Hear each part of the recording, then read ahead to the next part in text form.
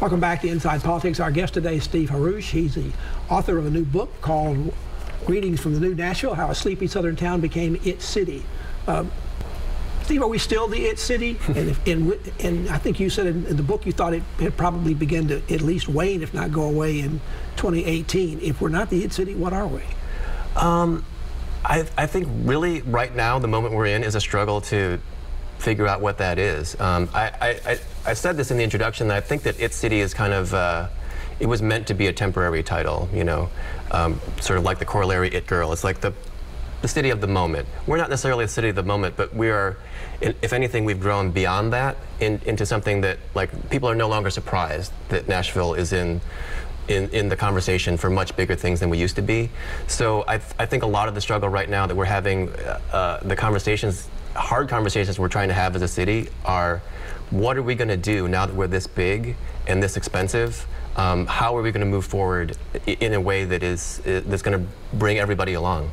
If people read your book, they'll find out it's really a collection of essays. Especially some were written especially for this book. Some were ones from the actual period of time back over the last 20 so years that people actually wrote these things. Why did you decide to use that format? I didn't want it to be a strictly linear format because I wanted the experience of the book to sort of mimic what it's been like to live here, sort of up and down, you know, one thing to the next, and I wanted sort of a variety of voices to sort of take you deep into one pocket of the city and then take you somewhere else, and for me to not sort of dictate the voice of it so much. You've written some of the essays, but others are written by people who I think people will recognize, at least from their bylines. Right. Oh, yeah.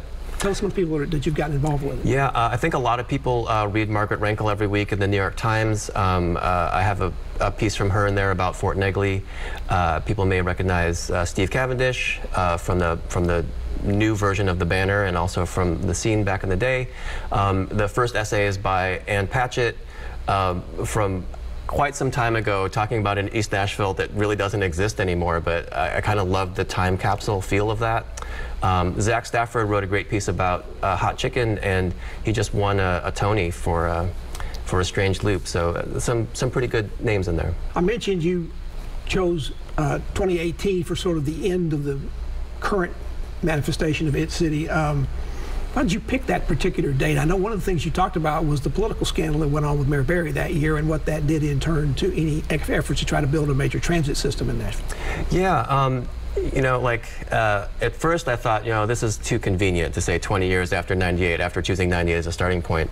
But then when I really started thinking about 2018, you know, like Mayor Berry's resignation, I think, really was kind of a wake-up call to the city, I think. Like, I think a lot of people felt like, sure, we're having growing pains, but we're generally headed in the right direction. And that really threw a lot of that into doubt.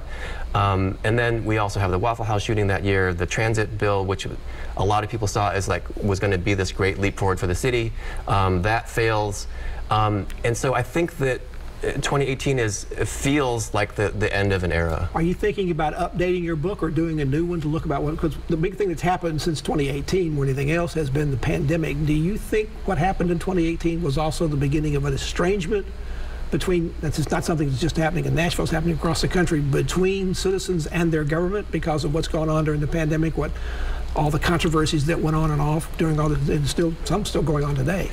Yeah, I mean, I do think that nationwide, I think there is sort of this disconnect in civic engagement. I think, you know, I think a lot of us feel disconnected from our governments, and I don't think that's unique to Nashville. I think it's played out sort of in ways that are uniquely Nashville, but I do think that sort of you know, 2018 is also the second year of the Trump presidency, and sort of that is an era where divisions in the country seem to get deeper. So I think that, like many other places, we are also sort of cycling through those things and grappling with them.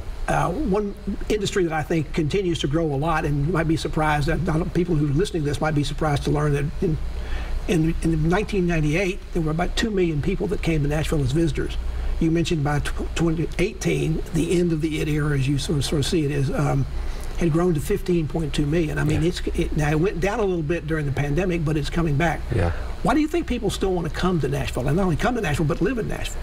Yeah, you know, I think a lot of it comes down to there are destination restaurants here that we didn't have before. So we've always had tourist attractions, but I also think, you know, just the restaurant scene has sweetened the deal for anyone who was thinking of coming here. At the beginning of all this, what kind of catalyst do you think it was when we had the Nashville television show, first on ABC and then syndicated? I mean, it seemed to bring a lot of eyeballs to Nashville.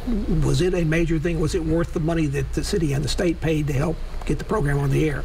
Yeah, I think it depends on who you ask. You know, I mean, I think that definitely helped the tourism industry. And again, it's kind of like the It City term. I think some people who lived here kind of rolled their eyes at the show a little bit, but it definitely put Nashville on the radar for people to come visit who may not have thought about it before. And you know, by and large, I think that if the goal was to get Nashville's name out there and to make it look like an appealing place, it was definitely worth the investment. Steve Haruch is our guest on Inside Politics. He's written a book, compiled a book on Nashville as an It City. Back to continue our conversation with Steve on the other side of this break.